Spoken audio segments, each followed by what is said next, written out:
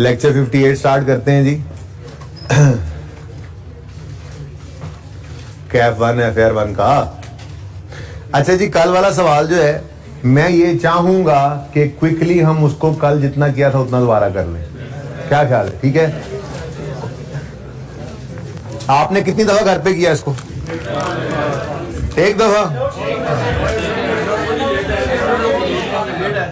कोई बात कर रहे हैं ना दोबारा। उधर देखो, उधर MFA लिखा हुआ है। कर दो।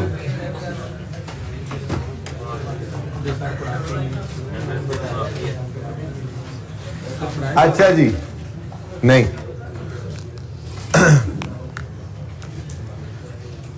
कल हमने सवाल शुरू किया था, ये प्रैक्टिस क्वेश्चन 1। चलिए आप हैंडआउट आ गया, अच्छा है, अब आप हैंडआउट भी ओपन कर सकते हैं, ठीक है ना। बहरहाल सुबह आया, बच्चे कह रहे हैं, मुझे क्या पता कहाँ आया। अच्छा जी, अब मामला है, कहानियां शहानियां तो अब नहीं पढ़ेंगे। मामला क्या हुआ था, 2001 से इंटरेस्ट एक्सपेंस बनाते आ रहे थे ये, लेकिन स्टैंडर्ड बदला, उसने कहा अब इंटरेस्ट को एक्सपेंस नहीं बनाना, इंटरेस्ट को एसेट कॉस्ट में ऐड करना है। और इन्होंने ये सोचा कि हम 2001 से इसको करेंगे, इस पॉलिसी को चेंज करेंगे। पॉलिसी का चेंज होता है वो फिर रिट्रोस्पेक्टिवली अप्लाई होता है, तो जिस दिन तक पॉसिबली वापस जा सके हम जाते हैं, ठीक है। तो फिर कल हमने सबसे पहले एक वर्किंग की थी, ठीक है।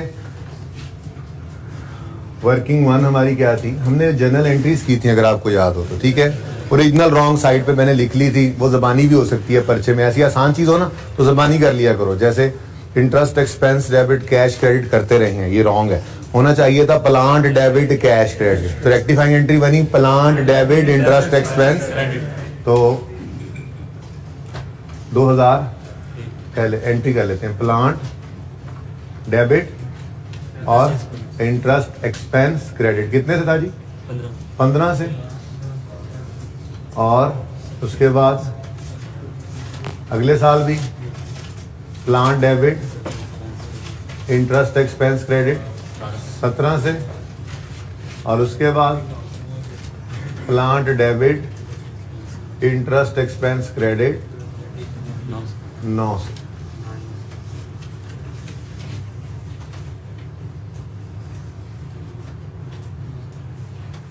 ये 3 एंट्री ही बस हमारे सवाल में मिलती है, ऐसा ही है।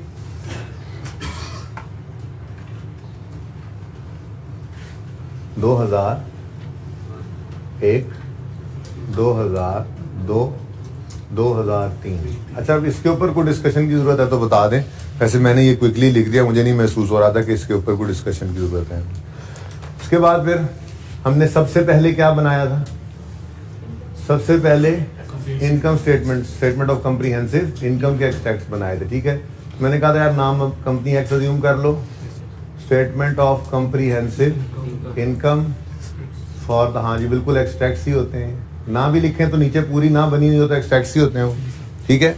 इनकम स्टेटमेंट एक्सट्रैक्ट्स हैं तो for the year ended 31 December 2003, जिस साल में हम खड़े हैं, ठीक है। और कंपैरेटिव उसने सवाल में लिखा हुआ था, साथ में बनाने हैं। इस टॉपिक में ना भी कहे तो हमने कंपैरेटिव्स बनाने होते हैं, ठीक है। तो 2003 और 2002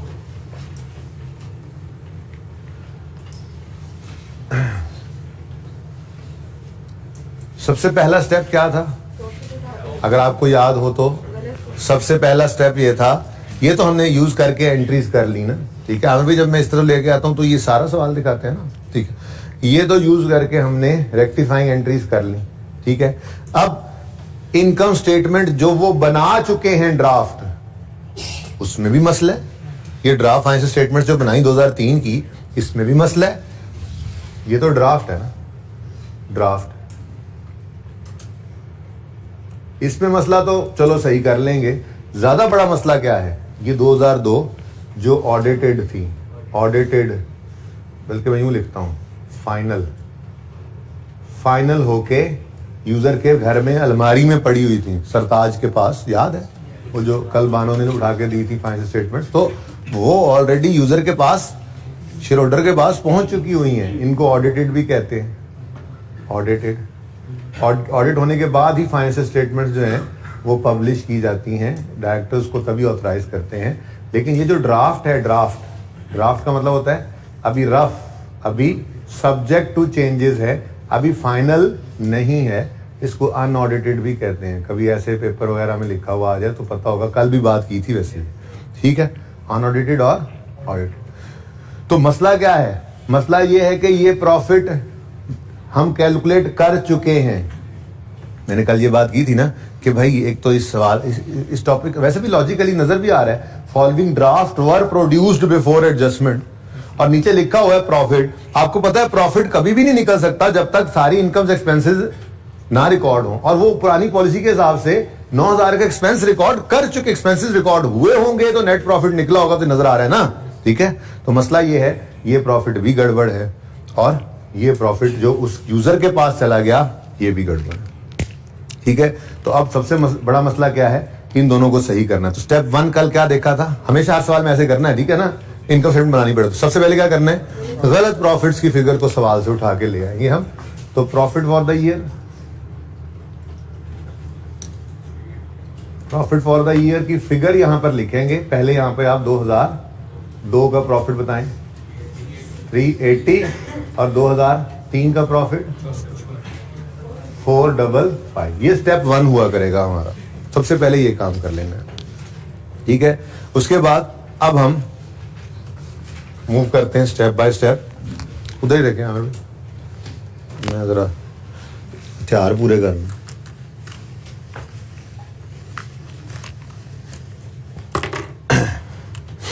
अच्छा जी, अब ये सवाल से डाटा आ गया। अब सवाल की तरफ जाने की जरूरत नहीं, क्योंकि हम करेक्टिंग एंट्री कर चुके हुए हैं, ठीक है ना। सवाल से गलत डाटा उठाया। अब ये देखो कि इस करेक्शन का इस डाटा में क्या असर पड़ रहा है। तो भाई प्लांट का असर तो इस पे, इनमें प्रॉफिट पे नहीं पड़ता, इनकम एक्सपेंस का ही पड़ता है ना। तो हमें क्या नजर आ रहा है? एक्सपेंस एक का कम हो गया, लेकिन एक हमारे पास है नहीं, छोड़ दिया इसको। 2 का एक्सपेंस 17 रुपए से कम हुआ। अब एक्सपेंस का कम होना प्रॉफिट को, करेक्शन ऑफ एरर, मेरा इसी के ऊपर जोर इसीलिए लगा हुआ, ठीक है ना। और आप देखेंगे IAS 8 के अंदर चेंज इन पॉलिसी होगी, चाहे प्रायर ईयर एरर की करेक्शन होगी। अल्टीमेटली अगर एक्सपेंस इनकम होगी तो उससे हिट तो प्रॉफिट को ही करना होता है ना।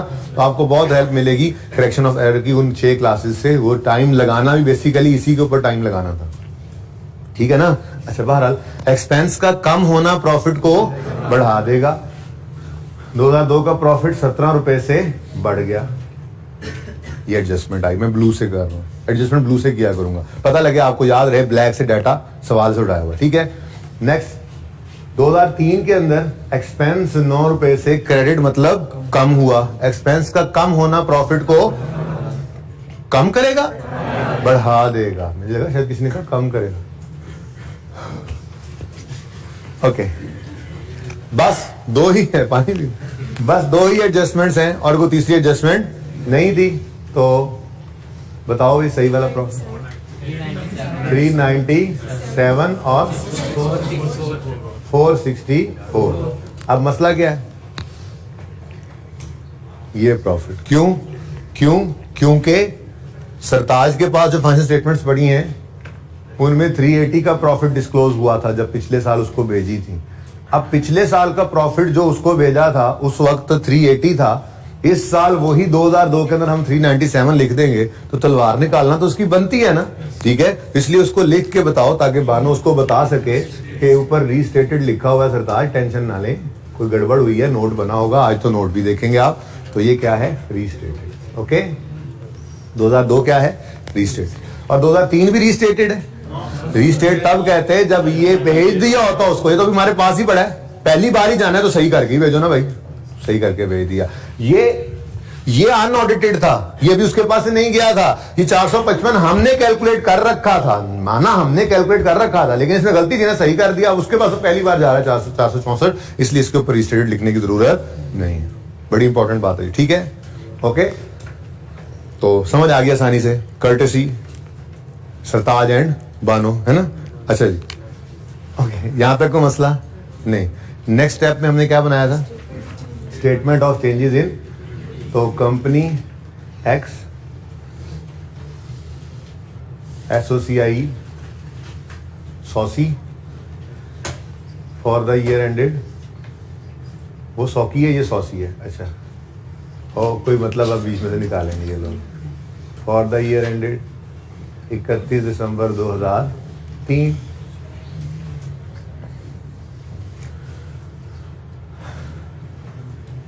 एक्सट्रैक्ट ही है, क्योंकि पूरी statement of change in equity में तो शेयर कैपिटल भी होता है, शेयर प्रीमियम भी होता है, रिटेन्ड अर्निंग्स भी होती हैं, सरप्लस भी होता है, जनरल रिजर्व भी होते हैं, और एक आध चीज और भी आ सकती है। लेकिन इधर देखें, यहाँ पे तो हमें बैलेंस शीट के अंदर सिर्फ क्या है, अजी ये ओके हो गया, इनकम स्टेटमेंट में जो गड़बड़ी सही कर दी, अब बैलेंस शीट की तरफ मूव कर गए हैं, और पहले हमने रिटेन्ड अर्निंग्स को उठा लिया, यानी कि हम स्टेटमेंट चेंज इन इक्विटी बनाएंगे जहां से रिटेन्ड अर्निंग्स हमारे पास आ जाए। ठीक हो गया। तो रिटेन्ड अर्निंग्स में 2001, 2002 और 2003 का बैलेंस पड़ा हुआ है। आसानी हो जाया करे अगर आप यूं लिख लिया करें 31 दिसंबर, ठीक है ना, इस तरह लिख लिया करें। जब पर्चा आए ना आपके पास 31 दिसंबर, बात समझ रहे। तो 31 दिसंबर के ये बैलेंसेस हैं। अच्छा, अब वैसे उसूल क्या सिखाया था आपको परसों की क्लास में, मैंने यूं कहा था आपको कि आपने 2 साल की अगर statement of change in equity बनानी है, 2 साल की statement of change in equity बनानी है, तो क्या करो, ओपनिंग बैलेंस लिखो, फिर क्लोजिंग लिखो, और फिर क्लोजिंग लिखो। ऐसे सिखाया था। लेकिन याद नहीं ना करना उस बात को फिलहाल, वो तो सिर्फ IAS 8 के लिए है, और वो भी तब है जब 2002 और 2003 की हम चेंज इन इक्विटी बना रहे हैं, और कोई गलती ऐसी हो जाती है जो 2001 की है, 2000 की है, यानी कि 2002 से भी पहले की है, तो फिर हमें ये ओपनिंग 2 दफा लिखना पड़ता है। ठीक है ना। तो अब तरीका ये रखा करेंगे हम पर्चे के लिए आपको बता दूं, हम क्योंकि सवाल पढ़ते हुए मिस भी हो जाता है कभी कभी, डाटा नहीं। अब पर्चे में आप कैसे बनाया करेंगे, जब IAS 8 आ जाएगा, सिर्फ स्टेटमेंट चेंज इक्विटी मांगे, अच्छा मांगेगा सिर्फ statement change equity, term test में देख लेना आज, ठीक है। एक सिर्फ स्टेटमेंट चेंज इक्विटी का सवाल होगा और एक IAS 8 का होगा। मिसाल दे रहा हूं, ठीक है, कि स्टेटमेंट ऑफ चेंज इक्विटी सिर्फ मांगेगा, लेकिन उसमें एरर पड़ा होगा, तो जब एरर पड़ा होगा तो फिर स्टेटमेंट ऑफ चेंज इक्विटी वैसे बनेगी जैसे कल मैंने आपको बनाना सिखाई थी, या आज रिवाइज करा रहा हूं, ठीक है ना। अच्छा, अब IAS 8 यानी कोई पॉलिसी का चेंज आ गया है, प्रायर ईयर एरर आ गया है, कोई ऐसा मसला आ गया है, तो आपने हमेशा स्टेटमेंट ऑफ चेंज इक्विटी बनाते हुए ना पहली 2 लाइनें एहतियातन खाली छोड़ देनी। यार कुछ नहीं आएगा, इधर तो खाली पड़ी रहेंगी, कोई मसला नहीं है, आगे भी लाइनें छोड़ी होती हैं सोल्यूशन के अंदर, कोई मसला तो नहीं है ना। 2 लाइनें खाली छोड़ के आपने लिखा करना है हमेशा ओपनिंग। इसको क्या ठंड लग जाती है?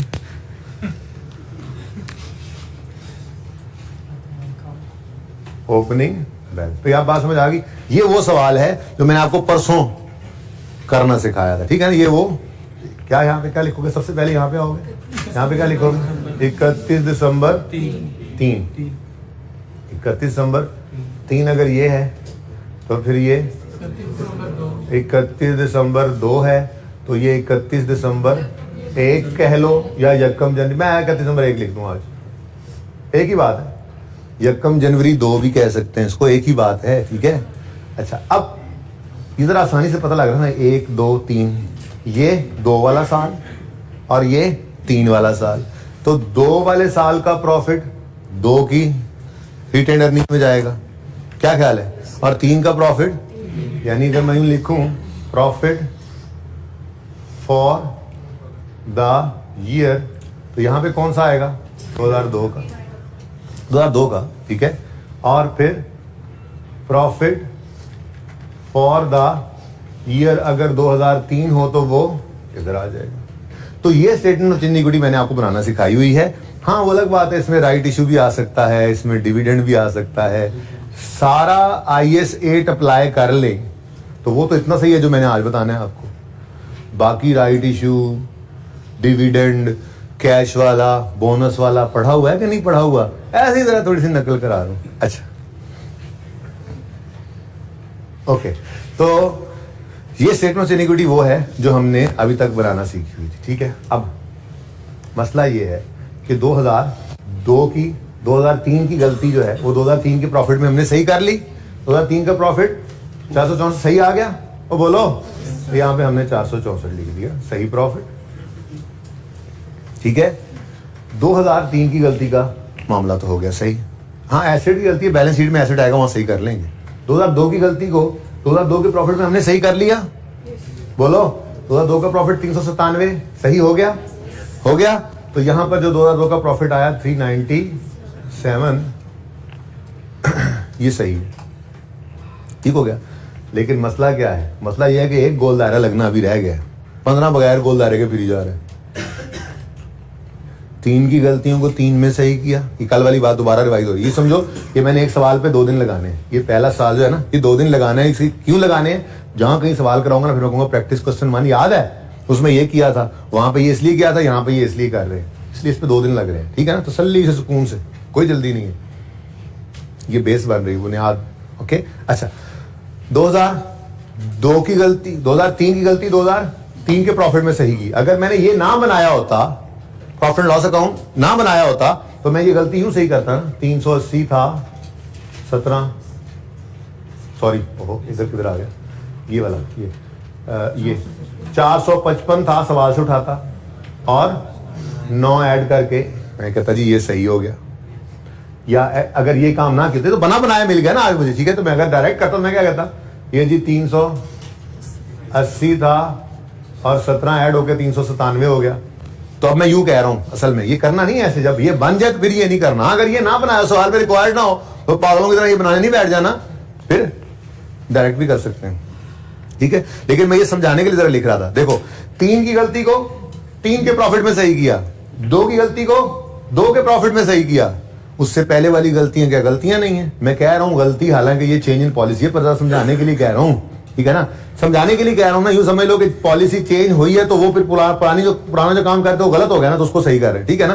तो गलती आसानी के लिए बोल रहा हूं। ये कहना प्रायरी एरर है, आप तो कह रहे थे चेंज इन पॉलिसी, तो प्रायरी एरर कह रहे हैं आप। प्रायरी एरर नहीं है, चेंज इन पॉलिसी, तो ये चेंज है। लेकिन अगर आपको समझाने के लिए मैं यूं कह रहा हूं गलती, ओके, और सही है। तो 3 की गलती को 3 में सही किया, बोलो। तो गूंगो बोलो। 2 की गलती को 2 में सही किया। इससे पहले वाली गलतियां क्या गलतियां नहीं हैं? तो फिर उनको कहां सही करेंगे? वो जितने मर्जी साल की हों, उसको हम ओपनिंग में सही करें। और एक बात याद रखना, इनकम या एक्सपेंस के जो भी असरात होते हैं, अगर हम बैलेंस शीट में उसको डालना चाहें तो वो रिटेन्ड अर्निंग्स को हिट कर रहे होते हैं, और ठीक है ना। तो रिटेन्ड अर्निंग्स ओपनिंग को हम भी इफेक्ट डाल देंगे।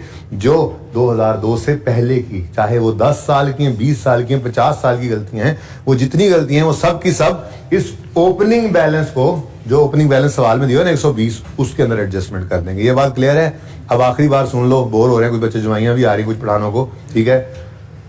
3 की गलतियों को 3 में सही करेंगे, 2 की गलतियों को 2 में सही करेंगे, और उससे पहले की जितनी भी सालों की गलतियां होंगी वो ओपनिंग में सही करेंगे। अब हमने सवाल करते हुए देख लिया कि हम 3 में खड़े हैं, तो हमने चेंज इन इक्विटी बनानी है 3 की और 2 की। जिगर हमने चेंज इन इक्विटी बनानी है 3 की और 2 की, और गलती 1 में भी है, तो इसका मतलब 3 की गलती 3 में सही, 2 की गलती 2 में सही, और उससे पहली गलतियां ओपनिंग में सही करनी पड़ेगी। तो फिर ओपनिंग हमारे लिए 2 बार लिखना जरूरी है, मजबूरी है। जरूरी है, मजबूरी है। 31 दिसंबर 2001 या 2002 जो भी आपने लिखा हुआ है। अब ये फिगर सवाल से उठाकर लाते हैं 120, ठीक है जी। टिक करें जी 120, 31 दिसंबर 2001 का ये, ठीक है जी। अच्छा, अब ये देखो, मैंने यहां पे सिर्फ लिखना, अच्छा अभी फिलहाल लिखा रहे, फिर मिटा दूंगा बाद में। अच्छा, अब ये 120 प्रॉफिट्स है ना, प्रॉफिट्स, क्योंकि मैंने कहा था ये सिर्फ स्टेटमेंट ऑफ इक्विटी का रिटेन्ड अर्निंग्स कॉलम है, क्योंकि हमें गिवन ही यही था, तो इसीलिए तो एक्सट्रैक्ट्स लिखा हुआ है, ठीक है। तो only retained earnings column, okay.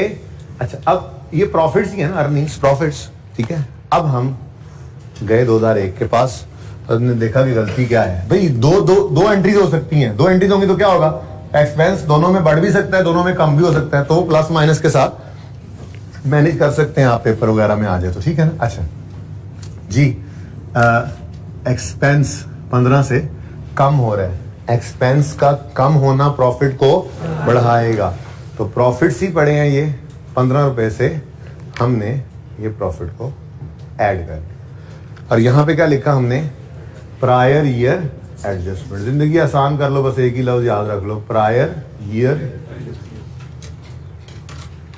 अब ये लिखने की जरूरत है, मैं कभी लिखूं change, effect of change in accounting policy, कभी लिखूं effect of correction of prior year error, उससे बेहतर नहीं है prior year adjustment. Prior year adjustment error की करेक्शन की भी हो सकती है, प्रायर ईयर एडजस्टमेंट जो है वो चेंज इन पॉलिसी के इम्पैक्ट को सही करने के लिए भी हो सकती है। तो जिंदगी आसान कर लें, यहाँ पे क्या लिख लें, प्रायर ईयर एडजस्टमेंट। अच्छा अब जरा देखना प्लीज एक मिनट सारे बच्चे तवज्जो से। मिसाल के तौर पे 3 एंट्री हुई पड़ी होती है वहां पे, मिसाल के तौर एक एंट्री के अंदर एक्सपेंस 25 से बढ़ रहा है, एक्सपेंस का बढ़ना प्रॉफिट को कम करता है, हम -25 कर देते हैं। फिर हम कहते हैं जी एक और जो है वो एंट्री होती है, उसके अंदर एक एक्सपेंस जो है वो 20 से कम हो रहा होता है, एक्सपेंस का कम होना प्रॉफिट को बढ़ा देता, ठीक है, मिसाल के तौर पे, ठीक है। और ऐसे ही करते कराते ये टोटल 15 नेट में ऐसे आ जाता कि 20 और आ जाता, ठीक है, मिसाल के तौर पर। तो ये 3 मिलकर पॉजिटिव प्लस 15 लिख देते। अगर ये तीनों का प्लस माइनस देखते नेगेटिव आ रहा था तो यहाँ पे नेगेटिव लिख लेते, वो अल्टीमेटली क्या होता है, एक्सपेंस का कम होना। लेकिन अभी तो बेसिक सवाल है ना, इसलिए ये सब कुछ कोई नहीं हो रहा, एक ही एडजस्टमेंट थी, चुप करके लिख दी। एक्सपेंस अगर कम हो रहा है तो प्रॉफिट बढ़ रहा है, ऐड कर दिया। एक्सपेंस अगर बढ़ रहा होता तो प्रॉफिट कम हो रहा था, यहाँ पे माइनस कर देते, सिंपल। एक से ज्यादा एडजस्टमेंट होती तो प्लस माइनस करके जो नेट करने से आंसर आता, अगर नेट में प्लस आता तो बढ़ा लेते, नेट में माइनस आता तो माइनस कर लेते, ठीक है। तो जैसे ही हमने ये 15 के एडजस्टमेंट करके ना 135 लिखा तो तलवार निकल चुकी है सरताज की। आपको क्या लिखना पड़ेगा, आपको फौरन रीस्टेटेड लिखना पड़ेगा, कूल डाउन, ठीक है जी। तो $135, ठीक है जी, सही हो गया। अब अगर आखिरी बार सुन लो ताकि मैं फिर ये मिटा दूं।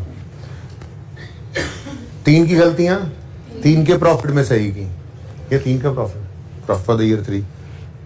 2 की गलतियां 2 के प्रॉफिट में सही की, उससे पहले 1 की गलती 2000 की 99, 98, 97, 96 जितने भी मर्जी साल की गलतियां हो वो कहां सही होंगी, प्रायर ईयर एडजस्टमेंट ओपनिंग के नीचे लिख देंगे। तो ओपनिंग 2 दफा लिखना पड़ेगा हमें, ठीक है। लेकिन हमने ये एडजस्टमेंट्स यहाँ करनी नहीं थी क्योंकि हमने अपनी इनकम स्टेटमेंट के अंदर इसको सही कर लिया था, तो सही वाला प्रॉफिट ही उठा के हमने यहाँ पर लिखा, हमने गलत वाला प्रॉफिट लिखा ही नहीं। लेकिन मसला ये है कि इस 397 के साथ हमें लिखना पड़ेगा कि ये पिछले साल की निस्बत बदल गया हुआ है, ठीक है। और क्लोजिंग 532 और ये 532 भी रीस्टेटेड।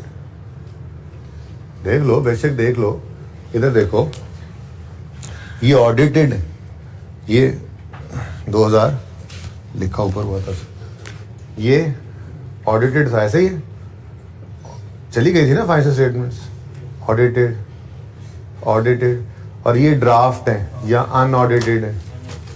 तो ये ऑडिटेड तो पहुंच चुकी हुई है उसके पास, तो ये 120 भी उसके पास पहुंच चुकी हुई थी। अब जब हम 31 दिसंबर 1 वाली रिटेन अर्निंग्स को 135 कह रहे हैं, कहने की जरूरत कर रहे हैं ना अगर हम, तो साथ रीस्टेटेड भी लिख रहे हैं और अभी नोट बनाएंगे इसका, ठीक है। और सही है, समझ गए बात। ऐसे ही 397 उसके पास जा चुका था 380, जब हमने इसको छेड़ने की जरूरत की तो साथ हमें लिखना पड़ा बवांगे दाहल, ये रीस्टेटेड है बवांगे दाहल, ठीक है। उसके बाद इन दोनों का टोटल किया तो 532 आया। 31 दिसंबर 2002 की रिटेन अर्निंग्स हमारी 532 आई, जबकि उसके पास फाइनेंशियल स्टेटमेंट्स गई हैं उसमें 500 हैं, तो फिर लिखना पड़ा कि ये क्या है, रीस्टेटेड। लेकिन 2004 की रिटेन अर्निंग्स, जो 2004 के प्रॉफिट जिंदगी में पहली बार उसने देखने हैं, तो इसके साथ रीस्टेटेड लिखने की जरूरत नहीं है, हमारी गलती सही करके हम भेजेंगे, ठीक है। 996 क्या कह रहा है, हैं? आप वाला वर्ड यूज कर रहे हो, सही नहीं बता बबांगे। अच्छा लो भाई,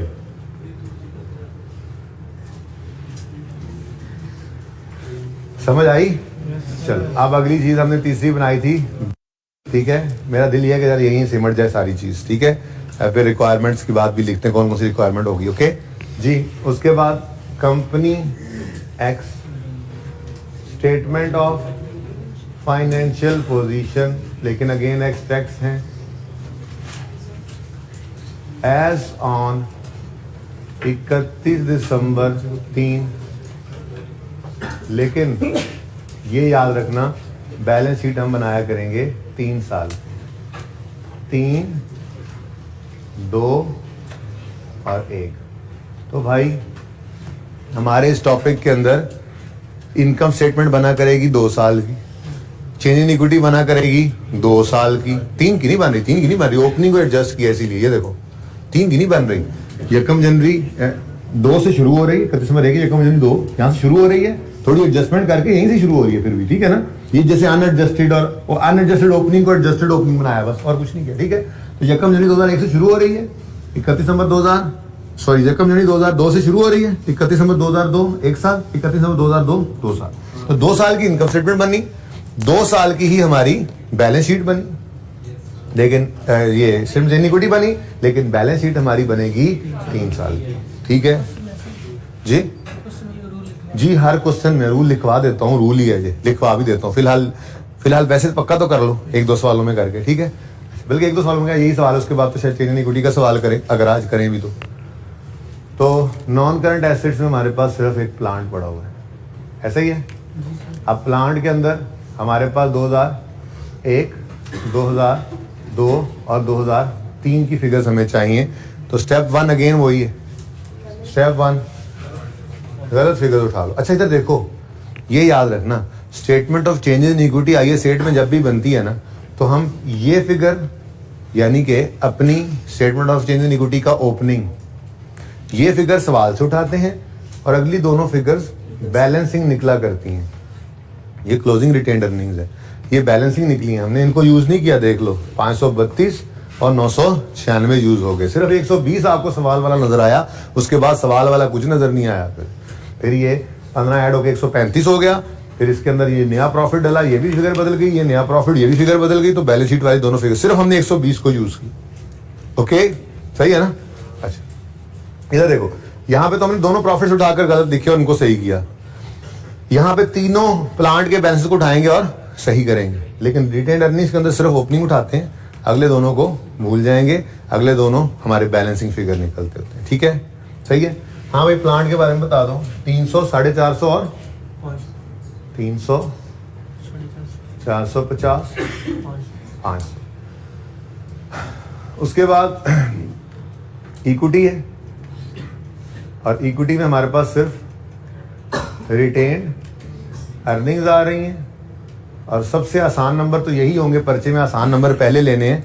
रिटेन्ड अर्निंग्स रेडीली अवेलेबल है हमारे पास, पिछली रिक्वायरमेंट में हमने statement of changes in equity जो बनाई है उसमें मुझे बताओ 2001 की रिटेन्ड अर्निंग्स, 31 दिसंबर 2001 की रिटेन्ड अर्निंग्स कितनी आ रही हैं?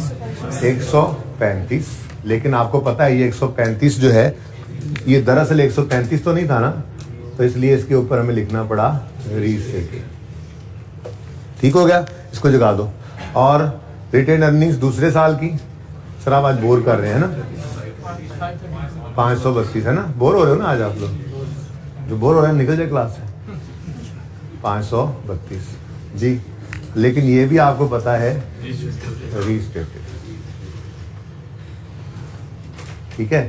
तो ये 2 साल यहाँ पे रीस्टेटेड आएंगे ना, जो उसके पास पहुंच चुकी हैं फाइनेंशियल स्टेटमेंट्स ऑडिटेड पुरानी, उनमें जो भी चेंज करेंगे उसी के बारे में तो नोट बनाएंगे हम, ठीक है, उसी के बारे में नोट बनाएंगे। करंट ईयर के बारे में तो कोई नोट नहीं, जो करना है वो कर चुके हैं, ठीक है। उसके बाद 996, तो ये आसान नंबर पर्चे में पहले ले लिया करेंगे। तो अब आपको लॉजिकल सीक्वेंस भी समझ आ रहा है कि क्यों मैंने सवाल की रिक्वायरमेंट को छुपाया हुआ था, कल भी और अभी तक भी छुपाया हुआ है, और अपनी तरतीब रखी, क्योंकि इनकम स्टेटमेंट पहले बनेगी तो यहां से सही वाले प्रॉफिट्स इधर यूज हो जाएंगे, मिसाल के तौर पे मैं पहले स्टेटमेंट से इक्विटी बना लेता, बंद तो फिर भी जाना था इसने, लेकिन ये प्रॉफिट्स वाली एडजस्टमेंट यहां भी करनी पड़नी थी, फिर यहां भी करनी पड़नी थी। तो स्टेप इस तरह से बना लिया, अगर सब रिक्वायर्ड हो तो हमारी तरतीब यही होगी। हाँ अलग बात है चीजें कम होती जाए, सिर्फ बैलेंस शीट मांग ले, सिर्फ चेंज इन इक्विटी मांग ले, तो फिर अलग बात है। लेकिन अगर सब चीजें रिक्वायर्ड हो तो हमारी तरतीब यही होगी, सबसे पहले हम इनकम स्टेटमेंट बनाएंगे, फिर स्टेटमेंट चेंज इन इक्विटी बनाएंगे। इनकम स्टेटमेंट बनाने से सही प्रॉफिट्स आ जाएंगे, यहाँ यूज होते हैं 397 464, ठीक हो गया। उसके बाद फिर statement change in equity complete हो गई, तो इससे रिटेन्ड अर्निंग्स जो क्लोजिंग है ये हमारी बैलेंस शीट में यूज हो गया। तो इसलिए इन स्टेप्स के साथ ही चलेंगे। ओके चलिए, अच्छा जी, अब सारा कुछ तो हो गया है, सिर्फ प्लांट को ही गोल दायरा नहीं लगा, अगर आप गौर करें, ठीक है ना, ये प्लांट ही रह गया बस एसेट साइड। तो प्लांट 15 से 2001 में क्या हुआ, डेबिट मतलब बढ़ गया। अब शुक्र है 2001 तो हमारे पास मौजूद है, तो 15 से प्लांट को बढ़ा लो। अब कल वाली बात दोबारा करने की जरूरत तो नहीं है। अगला साल जब हम जाएंगे और प्लांट को 17 से बढ़ाएंगे, तो इधर देखो, यहां पर पहले जमा 15 और फिर 17 लेना है। उसकी वजह क्या है, देखो ये जो 300 पिछले साल का क्लोजिंग था ना, जो उन्होंने बनाया था, जो उनका 300 पिछले, जो उनका एक का क्लोजिंग था 300, वही 2002 का ओपनिंग बना होगा और उससे वर्किंग होके ये क्लोजिंग 450 निकला होगा। कल मैंने एग्जांपल से समझाया था, ठीक है ना, कि ये 300 2001 का क्लोजिंग था, ये 2002 का ओपनिंग बना होगा, इसी में एडलेस होकर चीजें, ये 2002 का क्लोजिंग 450 आया, ठीक है। अब आपने इस 300 को जब 15 ऐड करके 315 कर दिया, तो क्या ये 315 ऑटोमेटिकली इधर ओपनिंग बन गया? नहीं, तो इस 15 का इंपैक्ट भी हमें लेना पड़ा। बहरहाल फिर भी कभी एग्जांपल दो, कितने बच्चों को ये बात समझ नहीं आती अभी भी? डर के नहीं हाथ खड़ा करे या वाकई समझ आ गई है? चले एक दो दिन में मजीद भी समझ आएगी, फिलहाल इसको कोई बात नहीं, फिलहाल इसको यूं ही जहन में रखें। बैलेंस शीट बनाते हुए हमने सिर्फ उस साल को नहीं देखना जिस साल में खड़े हैं, उसूल याद कर लेते हैं फिलहाल, ठीक है। फिर किस दिन फिर एग्जांपल, वैसे कल थोड़ा सा लेजर बनाया भी था, फिर किस दिन दोबारा कर लेंगे। फिलहाल इनकम स्टेटमेंट बनाते हुए जिस साल में खड़े हैं सिर्फ उसी साल को देखना है। 2 में खड़े हैं तो 2 को देखो, 3 में खड़े हैं तो 3 को देखो। लेकिन बैलेंस शीट बनाते हुए 1 में खड़े हो तो पहला ही साल था, 1 ही देखा। लेकिन जब 2 में आओगे 1 को भी देखने और 2 को भी, क्योंकि एज ऑन जो होती है बैलेंस शीट, ऐसे समझ लो, जुगाड़ तो जाए फिलहाल, ठीक है, और सही है ना।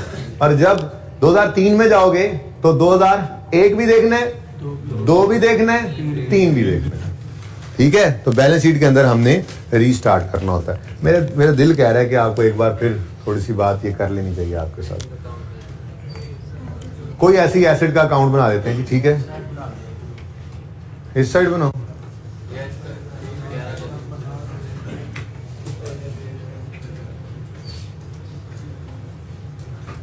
ओके जी। ब्रॉड डाउन मिसाल के तौर पे 2001 के अंदर था 0, ऐसे ही भाई ना करो ना यार बातें। एडिशन 300 का हुआ, क्लोजिंग आ गया 300। 2002 ब्रॉड डाउन 300 हुआ, फिर एडिशन, मैं ऐसे मिसाल ले रहा हूँ, ऐसे होता नहीं, बार मिसाल ले रहा हूँ, 150 का एडिशन हुआ और क्लोजिंग बन गया 450, ठीक है जी। फिर 2003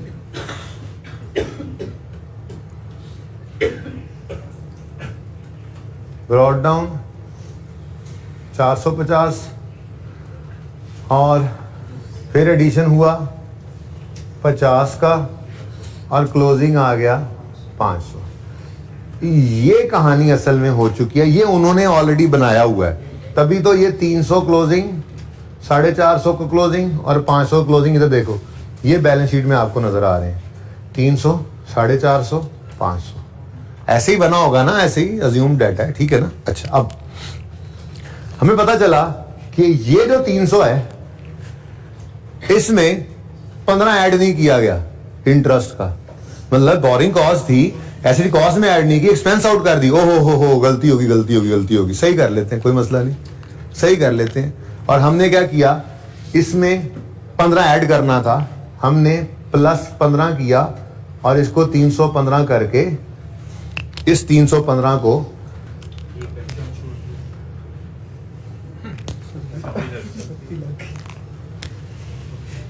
इस 315 को इधर लिख लिया। देखो भाई, देखो जरा सर ध्यान से, ठीक है। जिनको समझ नहीं आए, जिनको आ रही थी वो भी देख ले, कोई मसला नहीं। दोबारा समझ आ जाए तो गुनाह थोड़ी है, ठीक है। समझी बात, दोबारा समझ आ जाए गुनाह मिलता है। 315 लिख दिया यहाँ पे, सही कर लिया। अच्छा, अब मुझे बताओ अगले साल अगर मैं सिर्फ क्लोजिंग सही करूं और मुझे बताया जाए कि नहीं जी अगले साल में ना 17 ऐड नहीं हुआ था, तो ये कितना बनता है वैसे बताओ? हाँ 467। चलो थोड़ी देर के लिए मैं लिख रहा हूँ 467। अब जरा समझना इधर, क्या आपके ख्याल में ये क्लोजिंग सही है? अच्छा, क्या आपके ख्याल में ये क्लोजिंग सही है? हाँ, ये क्लोजिंग तो सही हो गया, लेकिन मसला ये है कि हमारे जो सवाल ने डाटा दिया हुआ है उसने तो जाग जा टोपी पाई है तो सुता है। तो ऐसे ही ना सर्दियों के अंदर बहुत सारे कपड़े पहन के आ जाते हैं, वो वैसे ही क्लास में बैठ के ना ऐसे रजाई फील हो रही होती है। ओके सुनो, सर्दियों में पढ़ना मुश्किल भी है आसान भी है, ठीक है। मुश्किल है ज्यादा, आसान क्या है यार, बंदा कहता है टांगों में ठंड लग रही है, थोड़ी सी रजाई ऊपर करता है, उसके बाद सुबह उठता है तो किताब की एक आधी सवा भी रगड़ा होता है साथ है, पता चलता है वो रजाई में टांगे की थी, उसके बाद रजाई ने कब अंदर खींच लिया हमें नहीं पता लगा। अच्छा चले, एनीवेज इट हैपेंस। अरे मुझे पता है मैंने गलत लिखा है, मैं ये कह रहा हूं, देखो सवाल वाले ने ये लेजर बनाया होगा, बोलो सवाल वाले, बस कर दो अब, सवाल वाले ने तुम्हें जगाने के लिए, देखो मुझे कितना मस्करापन करना पड़ा, जाके बैठो यार। सवाल वाले ने ये लेजर बनाकर ये क्लोजिंग लिखे हुए थे, हमने इस क्लोजिंग को सही किया 315 और यहां पे लिख दिया, लेकिन सवाल वाले ने 315 तो यहां भी ना लिख लेना साथ ही, वो तो ऑलरेडी लिख चुका था जो लिखना है, यानी इसी क्लोजिंग को उसने ओपनिंग बना के अगले साल का डाटा लिया होगा ना।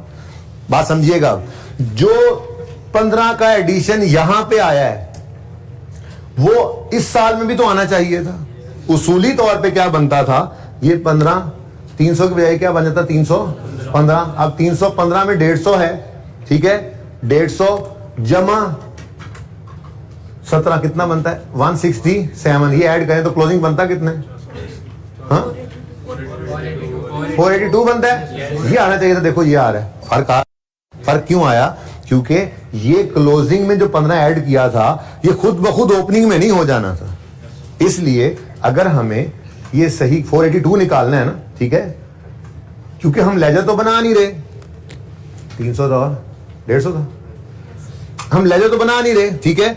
ये 315 में 15 ऐड करके सही कर लिया था, 450 में 17 ऐड करके इस साल की गलती तो इसमें सही हो गई, पिछले वाला कौन सही करेगा? ये भी तो इसमें ऐड होना चाहिए, तो तब जाके ये बनेगा 482। बात समझ गए हो? इसलिए बैलेंस शीट के अंदर एज ऑन बैलेंस है, जो इधर गलती हमने ऐड की है, सही किया है, वो खुद ब खुद तो आगे नहीं चला गया, हमारे अकाउंट्स बनाने वाले ने इस 300 वाले क्लोजिंग को अगले साल को ओपनिंग बनाया होगा और उससे सारा डाटा किया होगा। जब इस 300 के अंदर 15 की कमी है तो ये कमी तो अगले साल में भी है, ये कमी तो उससे अगले साल में भी है, फिर अगर हम ऐड ना करें तो। अब बात समझ आ गई सबको? इसलिए बैलेंस शीट बनाते हुए एक में खड़े हैं तो एक ही है, दो में खड़े हैं तो पहले एक को देखें फिर दो को, तीन में खड़े हैं तो पहले एक फिर दो फिर तीन। प्रॉफिट एंड लॉस में जिस साल में खड़े हैं सिर्फ उसी साल को देख रहे हैं, दो में खड़े हैं तो सिर्फ दो को देखा, तीन में फिर एक को नहीं देखा, ठीक है, तीन में खड़े हुए तो सिर्फ तीन को देखा, फिर दो और एक को नहीं देखा। Balance sheet is different. Balance sheet में एक में खड़े हो तो था ही एक, उससे पहले कुछ डाटा नहीं था ना, ठीक है। दो में आए तो दो को भी देखा एक को भी, तीन में आए तीन को भी देखा, दो को भी देखना है और एक को भी देखना, ठीक है, सही है। तो ये 467 सही नहीं है जी, बोले 482 ठीक है। जगह ना बना लें यार, नोट भी इसके नीचे ही बना लेते हैं।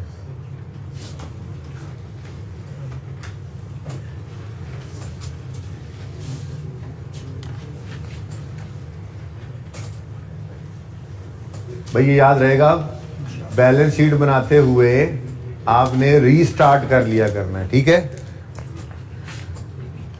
जहां से सवाल का डाटा वो एंट्री शुरू हुई है ना, रीस्टार्ट कर लेनी है दोबारा, ठीक है ना। देखो एक के अंदर 15 ही था, 2 में आए, रीस्टार्ट किया, पहले 15 फिर 17 इस साल वाला, 3 में आए फिर रीस्टार्ट किया 2001 से, 2001 2002 2003, ठीक है। याद रहेगा ये, चलो शुक्र है। कह रहे हो आप, क्या ही रहे हो।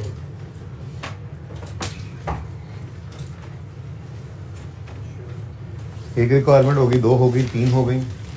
अब आज नोट बनाते हैं इसके, यहां तक कोई मसला है तो पूछ लें।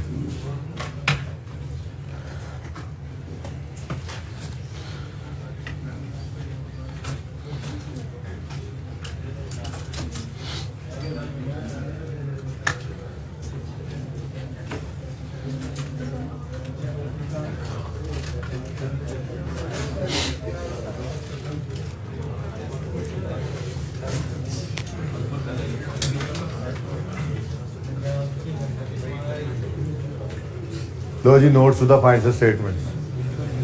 पीपी का जैसे नोट बनता था फॉर द ईयर एंडेड। भाई बातें मत करें प्लीज। नोट पे कोई नंबर लगा लें, कोई नंबर बोले।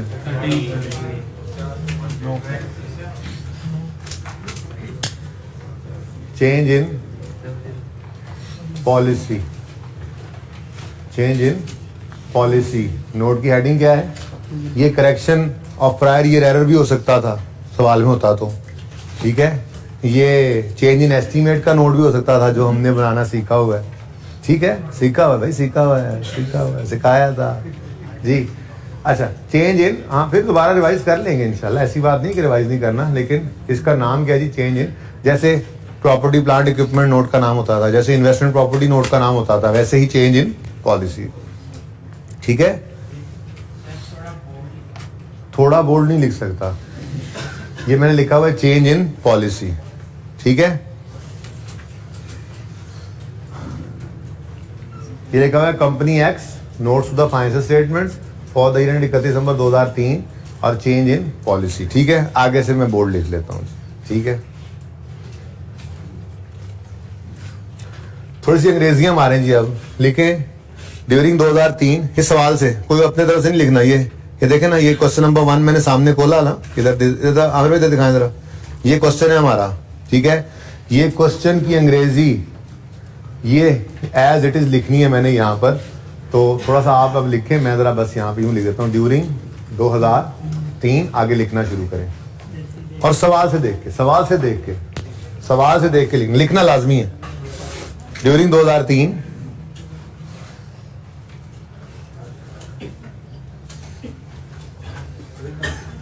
A revised IFRS on borrowing cost was published। देखो एज इट इज लिखा मैंने, लिखें आप, लिखें, आज पहला दिन है तो लिखना है थोड़ा सा, बस आगे शॉर्ट कर लेते हैं, पर पता लगे आपको कि बिल्कुल एज इट इज नकल भी करके लिखा जा सकता है पर्चे में, ठीक है ना। तो ड्यूरिंग 2003 A revised, ये अंग्रेजी पहली 2-3 लाइनों में लिखना, इसके नंबर होते हैं, ठीक है। ये मिटा दूं, ये तो समझ आ गया ना।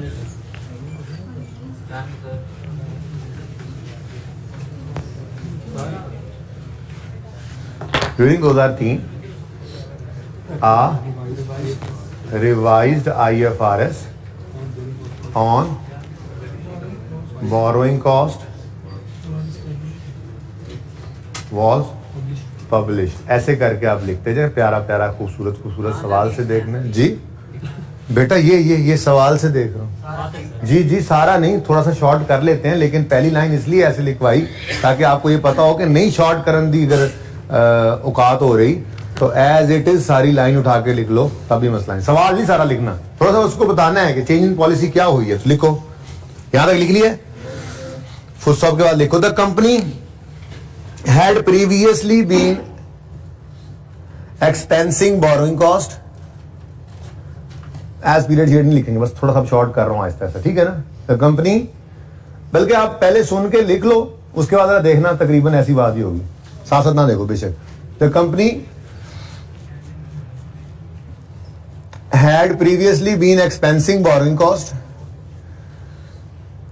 Full stop. Company had previously been expensing boring cost, full stop. आगे लिखो the revised IFRS required that all borrowing cost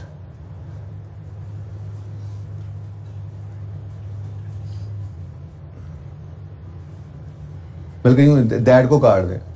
the revised IFRS required all borrowing costs to be capitalized, full stop. The revised IFRS required all borrowing costs to be capitalized, full stop. अब आगे transitional provision को लिखने की जरूरत, ज्यादा लंबी कहानी भी नहीं करनी। अगली बात देखो, the company chooses to capitalize borrowing cost from earliest date possible. The company chooses to लिखा हुआ सवाल में, the company, ये the entity chooses to capitalize, यहाँ पे मुझे वो लिखा आ गया तो माजरत, ठीक है, यहाँ पे वो लिखा हुआ आ गया, बहरहाल मैं बोल रहा हूँ। The company chooses to capitalize borrowing cost from earliest date possible, from earliest date possible। इधर देखो, बिल्कुल सारी ये लाइनें भी नहीं लिखी मैंने, लेकिन सारी बात यहीं से लिखी है, थोड़ी शॉर्ट करके, ठीक है ना, थोड़ा खुलासा, इससे भी ज्यादा खुलासा हो सकता है, लेकिन फिलहाल नहीं, अभी जरा शुरू है, ठीक है ना। इसके नंबर होते हैं बेटा, इसके नंबर होते हैं लाजमी, मुफ्त के नंबर है, सवाल से देख के लिखनी है एक चीज, जो हुआ है सवाल में बस वो नोट के अंदर, क्योंकि यूजर के सामने सवाल थोड़ी ही होता है, यूजर के सामने फाइनेंशियल स्टेटमेंट्स आएंगी, उसके अंदर वो सरताज ने जब रीस्टेटेड देखना है तो बानो ने कहना है नोट में जाके देखो, तो नोट नंबर 9 में आके देखेगा तो वहां पे लिख के बताना है ना भाई क्यों चेंज किया है, तो ये वो बता रहे हैं भाई, सही है। Company chooses to capitalize the borrowing cost from earliest date possible. मैंने कोशिश की है कि कम करूं लेकिन अल्फाज जुमले ना बदलूं, ताकि आपको ये कॉन्फिडेंस रहे कि कोई ऐसी अनहोनी चीज नहीं है, सवाल में दी हुई चीज ही हमने उठा के लिखी है, ठीक है। अब इससे आगे अपनी तरफ से चीजें कुछ लिखने वाली वो लिखते हैं, आगे लिखें जी, इफेक्ट ऑफ चेंज इन, ये फुल स्टॉप के बाद अगर पैराग्राफ नया पैराग्राफ है, ठीक है ना, यानी अगली लाइन से लिखें, the effect of change in policy on relevant line items of financial statements is as follows. ये ऐसे, ये तो आप लिखते गए ना, काम खत्म हो गया। इधर देखो, मैं लिख रहा हूं भाई, लिख रहा हूं, इधर देख लें, बोल्ड भी करने की कोशिश करता हूं। Effect of change in policy on relevant line items of financial statements, पूरा लिखना फाइनेंशियल स्टेटमेंट, ठीक है, आर एज फॉलोज। ऐसे दो नुक्ते नहीं लगाते आगे, दो नुक्ते। अब ये लाइन हमें खुद लिखना पड़ेगी माजरत के साथ, अगर आप इतनी को लाइन याद कर लें, हैं हो सकता है, हाँ ये इतनी सी, इफेक्ट से आर एज फॉलोज, यानी कि बाकी जो है, बाकी क्या है, ये सवाल से उठाया, ये सारा हमने, ये मैं ब्लू ब्रैकेट लगा देता हूं, ये क्वेश्चन से उठाया, ठीक है जी, सारी बात लिख दी कि पॉलिसी में चेंज क्यों कर रहे हैं, मैनेजमेंट को अच्छा लगा, वो अगर लिखा होगा सवाल में तो वो लिख देंगे। अब स्टैंडर्ड बदल गया तो लंबी कहानी लिखनी पड़ेगी, स्टैंडर्ड बदल गया तो वो लिख देंगे, सवाल में गिवन होगी बात, ठीक है। ये लाइन आपको खुद माजरत के साथ खुद लिखनी पड़ेगी, क्या, इफेक्ट ऑफ, नहीं भाई नहीं, ये नोट नहीं बनाना आपने टेस्ट में, क्या हो गया, नोट नहीं बनाना आपने, पर्चे में नोट नहीं बनाना, ये नोट मैं आज बनवा रहा हूं, ये टेस्ट में नहीं है, जो कल तक पढ़ाया था वो तो हो सकता है ना, हाँ ठीक है, तो थोड़ा सा उसको एडवांस वर्जन तो कर ही देते होते हैं जी। Effect of change in policy on relevant line items of financial statements are as follows, ठीक है। इसके भाई इसका जो नोट का टेस्ट है इंशाल्लाह कमिंग डेज में, नेक्स्ट वीक के अंदर नोट, 2 नोट बनवाऊंगा, 3 बनवाऊंगा, वो इसके नोट बाद में बनाएंगे। आप ही इसका नोट, ये थोड़ा ही था कि आज पहली बार ये नोट देख रहे हैं आप टेस्ट में हो, ऐसा नहीं, ठीक है। हाँ करवाया हुआ काम एडवांस वर्जन पे जाए उसका तो मुझे राइट है ना, ठीक है। अच्छा, effect of change in policy on relevant line items are, बहुत आसान बात है, मुश्किल कुछ नहीं है। मुझे ये बताओ फाइनेंशियल स्टेटमेंट्स में कौन कौन सी चीजें हैं?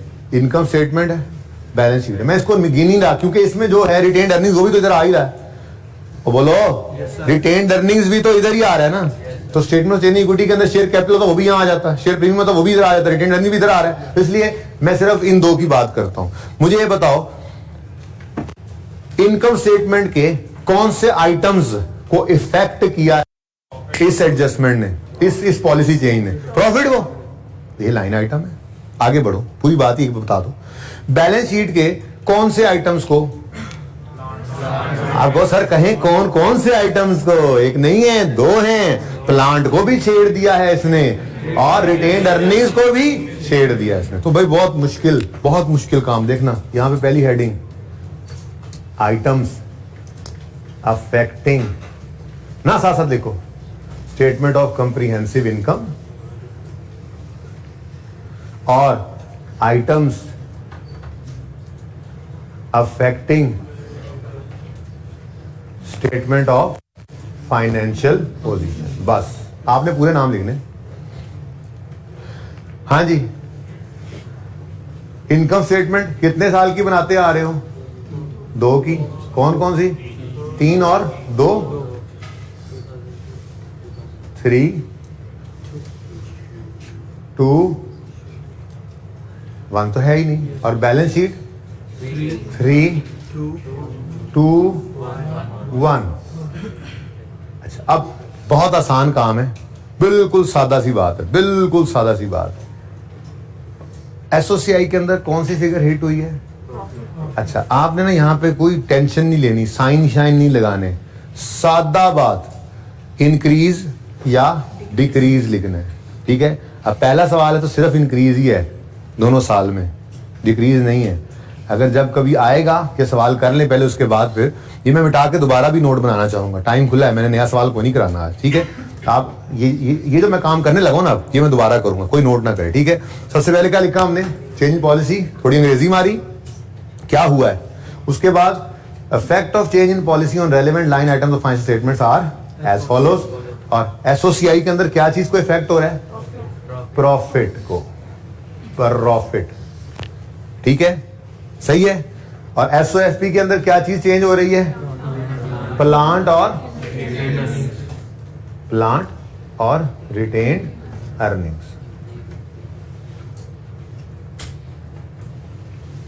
अब हम सवाल से नहीं मैच करेंगे अपने प्रॉफिट को, हमने ये वर्किंग ऑलरेडी कर रखी है। हम बड़े सुकून से आएंगे 2002 के प्रॉफिट में, देखेंगे 2002 का प्रॉफिट क्या हो रहा है? बढ़ रहा है। क्या हो रहा है? बढ़ रहा है। इधर देखो, इधर देखो, सिर्फ इंक्रीज इन प्रॉफिट 2002 से 2 का कितना? 17। ठीक है। और 2003 में भी क्या हो रहा है? इंक्रीज। तो इंक्रीज इन प्रॉफिट ऑफ 2003 900। बस कहानी खत्म। अब आपके ज़हनों में क्या आ रहा है? अगर डिक्रीज हो जाता तो नहीं, नेगेटिव कभी भी नहीं लगाना। हम अगली लाइन में लिखते डिक्रीज इन प्रॉफिट। साइन में उलझे तो उलझ गए। ये बहुत आसान काम है, बड़ा आसान काम है। नजर आ रहा है? इंक्रीज, प्लस माइनस को छोड़ो यार, इंक्रीज लिखो, आगे फिगर लिखो। डिक्रीज भी होगा तो साइन नहीं लगाना, बट डिक्रीज लिखो, अंग्रेजी में लिख के बताना है उसको। अब जो सरताज ने नोट ओपन किया, सरताज को पता लगा, अच्छा हाँ, वो जो 2002 का प्रॉफिट था ना, वो जो 380 था, उसमें 17 रुपए का इंक्रीज आया है। क्यों आया है? बात समझ आ रही है? यूजर को बात समझा रहे हो? ठीक है ना। और ये जो 2003 का प्रॉफिट है, ये तो बहरहाल है ही उसके सामने, ये तो पहली बार ही आया है। ठीक है ना। और सही है। आगे बढ़े और आ गए आइटम्स अफेक्टिंग बैलेंस शीट पर। और हमारे पास पहले क्या चीज है जी? प्लांट। हाँ भाई, क्या जरूरत है उधर एंट्रीज में भी जाना, इधर सवाल में भी नहीं जाना। हमारे पास हुआ पड़ा सब कुछ। 2001 में प्लांट 15 से बढ़ा, तो इंक्रीज इन प्लांट कितने से? 15 से। ठीक हो गया।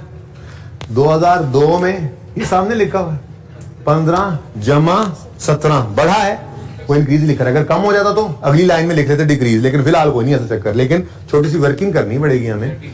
वो क्या है जी कि 15 जमा 17, ये इसलिए एक छोटी सी लाइन मैंने छोड़ दी थी। कितना हो गया 32 से प्लांट में इंक्रीज आ गया।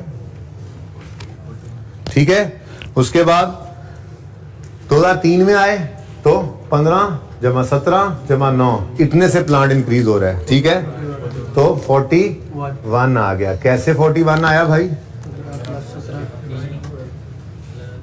15 जमा 17 जमा 9। ठीक है, आसान है मुश्किल है? ये मैक्सिमम मुश्किल बात ही है इसके अंदर। वैसे बाय द वे ये नोट बनाना ही मुश्किल होता है। साथ साथ नोट नहीं करें, मैं ये सब कुछ किया हुआ दोबारा मिटा के एक बार फिर करूंगा और फिर आप बगैर देखे इधर करेंगे। कोई नया काम नहीं करवा रहा, होमवर्क में भी नया सवाल नहीं दूंगा। यही सवाल आज मुकम्मल 2 दफा करना होगा। ये देख लेता हूँ, शायद कोई एक आधा दे भी दूं। अच्छा नहीं सही। ठीक है, चेंज इन एस्टीमेट को तो रिवाइज करके आ सकते हो ना, छोटे छोटे सवाल अगर दे दूं तो। वैसे भी आपके किया भी है चेंज इन एस्टीमेट, वो शायद मैंने टर्म टेस्ट की बजाय इसी के लिए रिवीजन के लिए दिया हो शायद। मैं कहा चलो यही नाल हो जाएगा चेंज एस्टीमेट। अच्छा एनीवेज, अब बारी आती है रिटेन्ड अर्निंग्स की। अच्छा, अब रिटेन्ड अर्निंग्स जो है ना जी,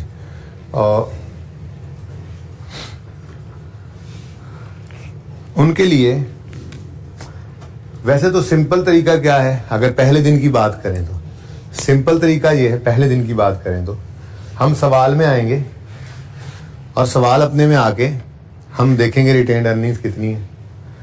तो रिटेन्ड अर्निंग्स 2001 में थी 120। ठीक है,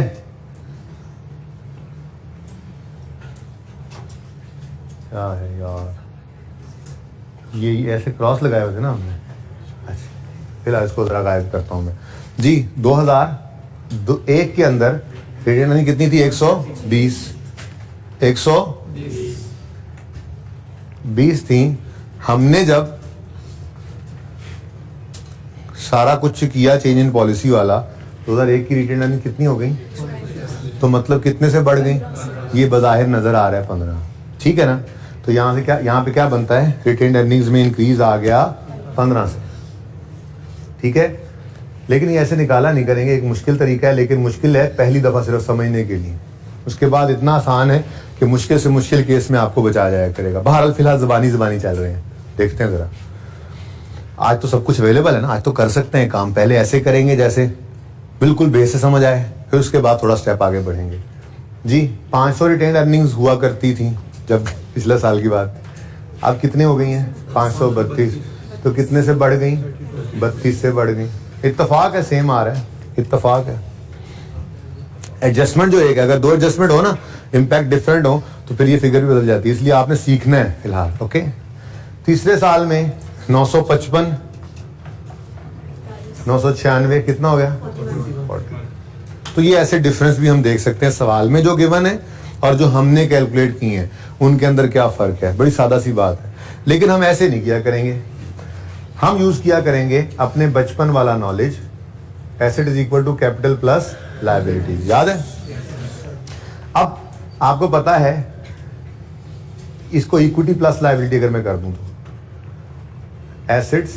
एसेट इक्वल होते हैं इक्विटी प्लस लायबिलिटी। अब आपको पता है कि इक्विटी के अंदर ही शेयर कैपिटल भी है, शेयर प्रीमियम भी है, रिटेन्ड अर्निंग्स भी हैं, जनरल रिजर्व्स भी हैं, वगैरह वगैरह। तो अगर मैंने सिर्फ रिटेन्ड अर्निंग्स को देखना है, सवाल के अंदर गिवन भी वही है, तो मैं यहाँ पे रिटेन्ड अर्निंग्स ही समझ लेता हूँ ना इक्विटी। ठीक है, अब जरा देखना ये शॉर्टकट क्या है। 2001 की बात कर रहा हूँ मैं। हमने देखना है 2001 में एसेट कितने से बढ़ा? 15 से, तो प्लस 15। ठीक है, अच्छा देखो हम यूं कर लेते हैं ना, इक्विटी बराबर होती है एसेट्स माइनस लायबिलिटीज। ठीक है, और इक्विटी का मतलब हमारे पास इस वक्त रिटेन्ड अर्निंग्स हुआ करेगा। ठीक है, अब मैं रिटेन्ड अर्निंग को देखना चाह रहा हूं कि उस पर क्या इंपैक्ट पड़ा। ऊपर 10 चीजें भी आ सकती हैं, 11वीं ये हो तो 10 चीज का इफेक्ट कैसे लेंगे ये देख रहे हैं, ठीक है ना। हमने देखना है जी हमारी एडजस्टमेंट के अंदर एसेट बढ़ रहा है कम हो रहा है। 15 से एसेट बढ़ गया, लायबिलिटी कितने से बढ़ी या कम हुई, कुछ नहीं है। तो इसका मतलब 15 से इक्विटी यानी रिटेन्ड अर्निंग में आया है इंक्रीज। हमने हमेशा ऐसे किया करना। क्यों कह रहा हूं मैं, क्यों कह रहा हूं, जबानी भी तो निकल आया था और भाई आगे जाके जबानी नहीं भी निकल सकता। आगे जाके आपको ये 2 साल की रिटेन्ड अर्निंग ना दी हो तो ठीक है ना। तो सवालों के अंदर जरूरी तो नहीं है कि सारा डाटा ऐसे ही हो जो प्रैक्टिस क्वेश्चन 1 के अंदर, ये तो सब कुछ चीजें खोल खोल के बयान की गई हैं इसके अंदर ताकि आपकी बुनियाद बेस सही हो जाए, ठीक है ना। लेकिन जरूरी तो नहीं है सारा डाटा गिवन हो, इसलिए हमारे पास तरीका होना चाहिए। वो तरीका क्या है, वो तरीका इधर देखें। हम आपने देख लिया था फिगर्स क्या आती, ठीक है ना। अब हम जरा कोई बात नहीं, नीचे जाओ भाई, सर नीचे कर लो, जरा सर नीचे कर लो भाई, थोड़े से शर्म से सर झुका लो आप लोग जी। बोना जो स्टार्ट है इंक्रीज नहीं, पता नहीं, रिटेन अर्निंग्स की बात होने लगी है। अब इधर देखें, उसूल उसूल उसूल ऐसे लिख लिया करेंगे। एसेट्स इक्वल होते हैं, सॉरी वो सही वाली, इक्विटी इक्वल होती है एसेट्स माइनस लायबिलिटी के, ये इस तरह लिख लिया करेंगे। अब ऐसे करना है हमने, एसेट्स ऊपर देखना है, जितनी भी एडजस्टमेंट्स हो, कोई एसेट होगा कोई लायबिलिटी होगा, ये इसकी तैयारी करा रहा हूं। फिलहाल तो सिर्फ एसेट है, ठीक है। एसेट 15 से क्या हो रहा है प्लस 15, लायबिलिटी सवाल में है ही कोई नहीं। मिसाल के तौर पे लायबिलिटी होती और वो भी बढ़ रही होती और 20 से बढ़ रही होती तो 5 से रिटेन्ड अर्निंग्स में कमी आ जाती है। तो ठीक है, और मेरे दोस्त सोने वाले ओ टोपी मैन जी, तो भाई रिटेन्ड अर्निंग्स या इक्विटी कह लो 15 से क्या हो गई इंक्रीज। तो 15 से रिटेन्ड अर्निंग में क्या आ गया इंक्रीज, तो इंक्रीज इन रिटेन्ड अर्निंग्स, ठीक है जी। अब ये तरीका है, ठीक है। आगे बढ़ते हैं, आगे आए हम अगले साल में, हमने ऐसे लिखा जी इक्विटी बराबर होती है asset plus liability, okay sorry. अब एसेट ऊपर देखा, जितनी भी एडजस्टमेंट देखा 32 से इंक्रीज है प्लांट में, यानी एसेट 32 से बढ़ गया, लायबिलिटी तो है कोई नहीं, तो इक्विटी भी 32 से, ये रिटेन्ड अर्निंग्स 32 से बढ़ गई। तो हम हमने लिखा पहले इंक्रीज इन 32। और समझ आ रही है, ऐसे ही अगला साल है, बार बार ये लिख रहे हैं ताकि बातें याद हो जाएं। एसेट में इंक्रीज है 40 प्लस 41 माइनस 0, तो इक्विटी में इंक्रीज कितना है जी प्लस 41, तो इंक्रीज होगी रिटेन्ड 41 से, ठीक है। ये है हमारा नोट। अब जरा सब चुप करके 1 मिनट सब्र करें और दोबारा देखेंगे इस नोट को, ठीक है। सर नीचे कर ले, नहीं तो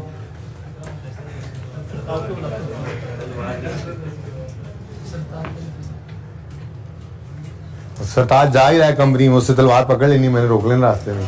अच्छा जी सुनो इधर,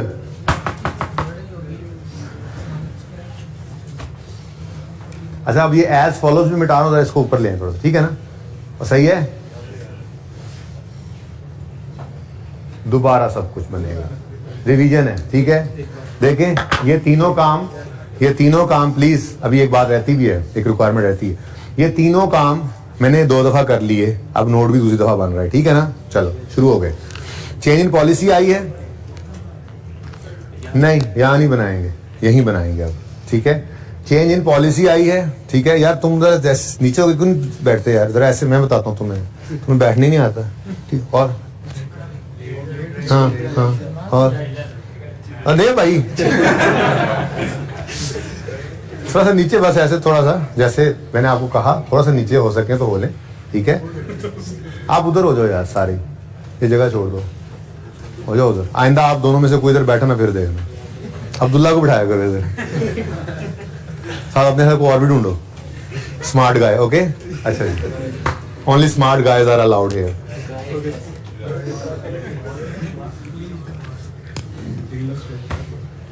अच्छा जी, चेंज इन पॉलिसी प्लीज अब देख लें, टाइम कम है, स्लो स्लो करने में पीरियड भी गुजर जाता है सारा। हाँ लेक्चर चेंज इन पॉलिसी का नोट अंग्रेजी बना दी कि ये हुआ है। फिर हमने कहा effect of change in policy relevant line items of financial statements are as follows, लाजमी लिखना, लिख लिया ठीक है। अब आगे मैंने हेडिंग दी आइटम्स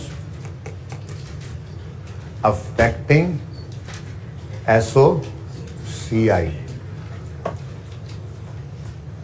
2003 और 2002। फिर इसमें सिर्फ क्या है जी, प्रॉफिट हिट हो रहा है। बहरहाल आप 2-3 लाइनें छोड़कर अगली हेडिंग बनाएंगे, ठीक है ना। फिर आइटम्स अफेक्टिंग SOFP। देखो ना यहां पे भी अगर एक से ज्यादा चीजें इंपैक्ट डाल देते तो हम नीचे वर्किंग करके प्लस माइनस कर लेते, ठीक है। यहां पे हमारे पास प्लांट भी है और रिटेन्ड अर्निंग्स। बस ये 3 आइटम्स हैं हमारे सवाल के अंदर जो इंपैक्ट पड़ रहा है जिन पे, ठीक है। सबसे पहले हमने प्रॉफिट को देखा, प्रॉफिट लॉस में जाकर 2 का प्रॉफिट 17 से प्लस हो रहा है, बढ़ रहा है तो increase in profit for the year 2002 कितना 17 से। 18 का ये 3 का प्रॉफिट 9 से बढ़ रहा है तो इंक्रीज इन प्रॉफिट ऑफ 2003 9 से। कोई मसला है यहां तक? नेक्स्ट इनकम स्टेटमेंट भुगत गई, इसको छोड़ो क्योंकि ये तो यहां पे ही आ रहा है। अब इधर आए बैलेंस शीट में, बैलेंस शीट के अंदर 2001 में प्लांट 15 से बढ़ गया तो हमने यहां पर लिखा इंक्रीज, ये इंक्रीज लिखने की कोशिश की थी मैंने। इंक्रीज इन प्लांट 2002 में कितना इंक्रीज आया 15 एक में, अच्छा एक है ही नहीं, अच्छा एक है। अब और यहाँ नहीं रीस्टेटेड रूस्टेटेड लिखते रहना, ये नोट ही रीस्टेटमेंट का है तो यहाँ भी लिखा रहता है। चलो नहीं लेकिन नहीं सही है, सही कह रहे हो, ये याद करवाना है आपको नोट के अंदर। खैर बहरहाल फिलहाल तो पहले जिंदगी का सवाल है, जब इसमें कोई चेंज आएगी तब देखेंगे ना। फिलहाल तो हमें यही नजर आ रहा है इनकम स्टेटमेंट 2 साल की बनाते हैं, बैलेंस शीट 3 साल की बनाते हैं, चेंज इन इक्विटी भी 2 साल की बनाते हैं। नोट के अंदर इनकम स्टेटमेंट 2 साल की है, नोट के अंदर बैलेंस शीट है तो वो 3 साल की। अभी तक तो ऐसे ही चल रहा है, ठीक है ना। फिर कोई दिन आएगा हम इसको गायब कर देंगे, लेकिन फिलहाल नहीं। पॉलिसी के अंदर ऐसे ही होना है, एरर के नोट के अंदर शायद हम ऐसा ना करें कि इस साल को भी प्रेजेंट कर रहे हो, ठीक है। ऐसी तरह आपका जहन बनाया। इंक्रीज इन प्लांट कितने से जी 17 से 15 से, ठीक हो गया जी 15 से। 2002 के अंदर आए तो 15 जमा 17 कितने से इंक्रीज हो रहा है प्लांट। अच्छा हो सकता था इस साल के अंदर डिक्रीज हो रहा होता तो नेट करके देखते इंक्रीज या डिक्रीज जो भी है वो लिख देते, और ठीक है ना, इस तरह से ब्रैकेट में जी कितना 32 और 2003 में 41 से इंक्रीज हो रहा है। कैसे पता चला आपको 15 जमा 17 जमा 9, ठीक है डन। उसके बाद जी बारी आती है रिटेन्ड अर्निंग्स की, और उसके लिए आपको क्या उसूल बता दिया मैंने। उसूल ये है कि हमने यहां पर छोटी सी वर्किंग किया करनी है। Equity is equal to capital लिख लें, परेशान हो रहे हैं, इक्विटी से कैपिटल इज इक्वल टू, वो तो याद है ना, कैपिटल इज